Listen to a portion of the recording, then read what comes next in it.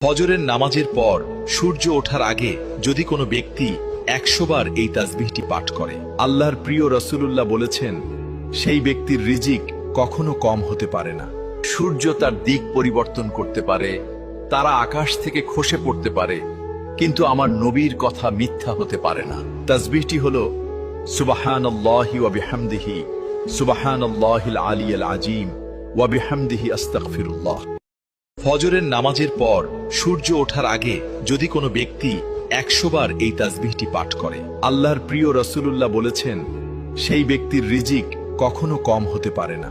সূর্য তার দিক পরিবর্তন করতে পারে, তারা আকাশ থেকে খসে পড়তে পারে, কিন্তু আমার নবীর কথা মিথ্যা হতে পারে না। তাসবিহটি হলো সুবহানাল্লাহি ওয়া বিহামদিহি, সুবহানাল্লাহিল আলিয়্যিল আযীম ওয়া বিহামদিহি আস্তাগফিরুল্লাহ।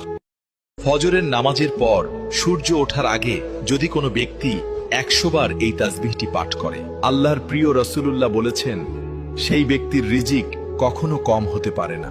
সূর্য তার দিক পরিবর্তন করতে পারে, তারা আকাশ থেকে খসে পড়তে পারে, কিন্তু আমার নবীর কথা মিথ্যা হতে পারে না। তাসবিহটি হলো সুবহানাল্লাহি ওয়া বিহামদিহি, সুবহানাল্লাহিল আলিয়্যিল আযীম ওয়া বিহামদিহি আস্তাগফিরুল্লাহ। ফজরের নামাজের পর সূর্য ওঠার আগে যদি কোনো ব্যক্তি 100 বার এই তাসবিহটি পাঠ করে, আল্লাহর প্রিয় রাসূলুল্লাহ বলেছেন, সেই ব্যক্তির রিজিক কখনো কম হতে পারে না। সূর্য তার দিক পরিবর্তন করতে পারে,